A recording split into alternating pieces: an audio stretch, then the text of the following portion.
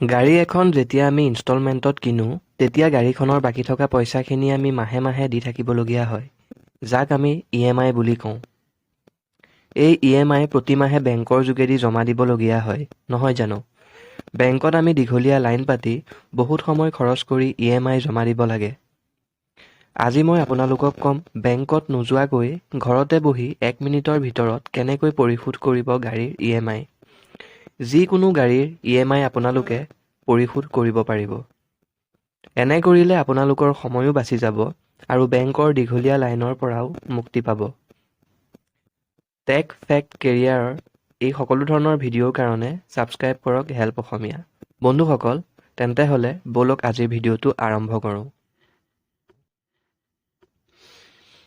তাৰ কাৰণে আপোনালোকৰ মোবাইলত এটা এপ্লিকেশ্যন লাগিব।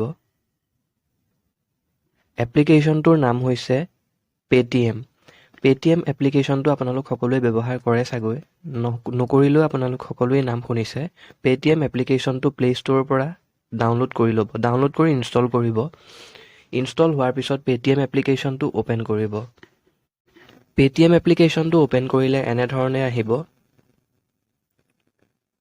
দেখিছে, এনেধৰণে আহিব আপোনালোকৰ পেটিএম এপ্লিকেশ্যনটো। ইয়াত আপোনালোকে লগ ইন হৈ ল'ব। তললৈ আহিলে দেখিব আপোনালোকে মোৰ অপশ্যনটো। এই মোৰ অপশ্যনটো আপোনালোকে ক্লিক কৰি দিব।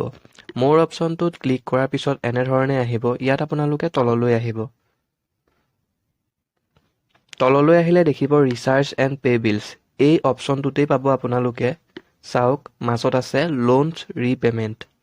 এই লোনছ ৰিপে'মেণ্ট অপশ্যনটোত আপোনালোকে ক্লিক কৰিব যদিহে আপোনালোকে আপোনালোকৰ গাড়ীখনৰ EMI দিব বিচাৰিছে।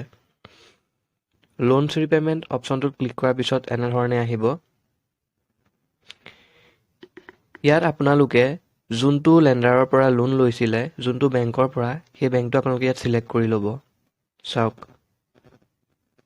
সকলো ধৰণৰ বেংক আহিব। তো আপোনালোকে যোনটো বেংকৰ লোন পৰিশোধ কৰিব সেই বেংকটো ছিলেক্ট কৰি ল'ব। মোৰ HDFC বেংক, গতিকে মই HDFC বেংকটো ছিলেক্ট কৰি লৈছোঁ।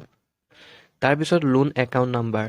আপোনালোকক এটা লোন একাউণ্ট নাম্বাৰ দিব। সেই লোন একাউণ্ট নাম্বাৰটো ইয়াত আপোনালোকে টাইপ কৰি দিব। আপোনালোকে হয়তো জানেই এইটো একাউণ্ট নাম্বাৰটো। আপোনালোকৰ গাড়ীখনৰ RC খনত চালেও লোন একাউণ্ট নাম্বাৰটো পাই যাব। তো মই মোৰ লোন একাউণ্ট নাম্বাৰটো ইয়াত টাইপ কৰি দিছোঁ।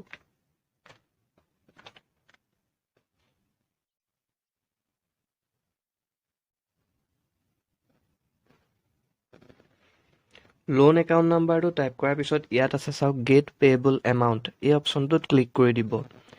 ক্লিক কৰি দিয়াৰ লগে লগে আপোনালোকৰ কনজিউমাৰ ডিটেইল, গাড়ীখনৰ সকলোখিনি ডিটেইল ইয়াত আহি যাব। চাওক, কাষ্টমাৰ নেম আছে, লোন একাউণ্ট নাম্বাৰ আছে আৰু প্ৰডাক্ট টাইপ 2 হুইলাৰ লোন।